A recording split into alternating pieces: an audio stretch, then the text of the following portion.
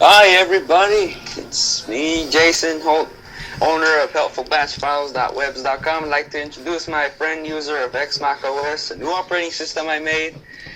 And Tyler, you introduce yourself. This is Poopy Poop 48,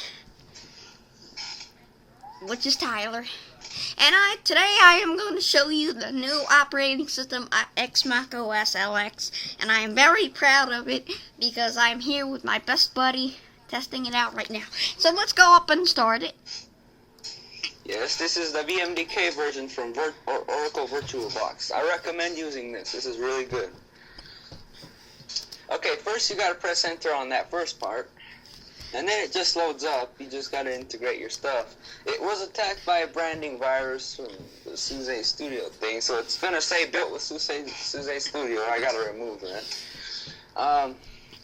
And then you log in either as guest or XM user. I recommend XM user. So Tyler, you know the password. It's XMach 1500. The X and the M are capital.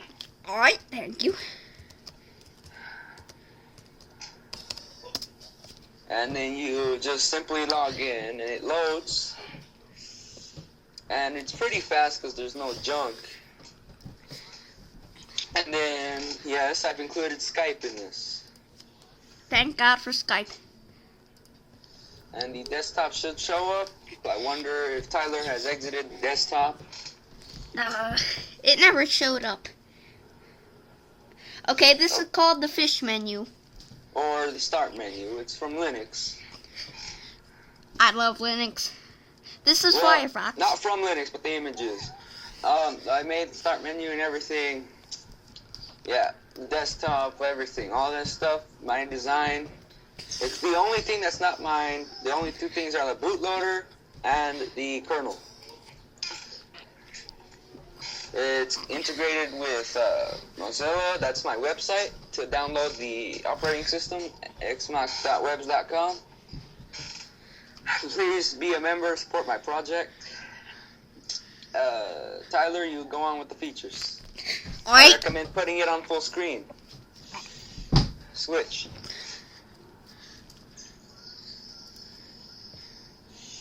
Alright, the better view. It's got all features. It's really, really good. I'm going to be posting this YouTube video on my website too, as well as you can see how this video is used. So please head on over to helpfulbatchfiles.webs.com and spartacus48.webs.com for tons of downloads and other great features. Let's take a look at Jason's website. And where it says the first link right there, XMach OS Complete Beta Very First, that is a different version. Go scroll down for the last link to get the better version, LX. Now, this isn't really included, but I recommend you download Computer CX. It's awesome. Let's take a look. Yes, but batch files don't really work on Linux. Sometimes they do, but you can try. Just go scroll down and click Clean PC Now. It'll download a batch file. They'll give you the code, and you just make it. I was here when he made the whole thing. The idea was by me and tested by me. It was coded by Jason. Yes, it was. Thanks for the intro, Tyler. Now it opens to say SUSE.org, which is a little help from the bootloader and stuff. Made a little bit. Just exit that. Alright. The only difference, that's where the bootloader came from. Yeah, and then the kernel came from Linux. Yeah, it's a pretty sweet design. You'd love it. Now, Tyler, show them the features. Features of what? The operating system. Alright, so when you exit this out, it's recommended that you click save and quit if you want to save. So, there is one problem. I can't find the downloads folder, but there is also, hold on a second. You can download the XMach official background from Jason's website. And also, if you head on over to my site, you can find tons of helpful batch files. Well, some coded by me. some coded by me. Most of them by Jason. Alright, so, on to the XMach official background. Jason, give them the scoop. Alright. Oh, by the way, on the desktop there's supposed to be a clear square showing icons of things you can use, especially OpenOffice. It's like Microsoft Office, except it's free, it's open source. Yeah, just head on to my website. Not helpful bash files, xmach.webs.com. Jason, Yeah, you do the typing. Sure. We were using TeamViewer, a helpful program, and the #1 in remote support. Yes. TeamViewer is highly recommended. Yes. Also, I also recommend LogMeIn Ignition for the iPod. Now that's the background. It's pretty cool. Yes. You just right-click the image and download it. Usually, for example, save image as, and then you just save it, for example, on the desktop. And then you click save. It downloads. It was already downloaded again. By me. Yeah. And then you just clear the list when you're done just to save space. It's highly recommended sometimes to clear history and stuff because it saves browser space. Be sure to save and quit if you want to save your stuff. Tyler, you choose. I'm still wondering where that square desktop went. Sometimes it just doesn't show up, but if you want it back, restart the computer. Either that or something else. Just restart it. It's pretty simple actually. Or you can click this there's a little power button there on the taskbar. It's on the side. It's really little. That's the official background, except it wasn't on the desktop.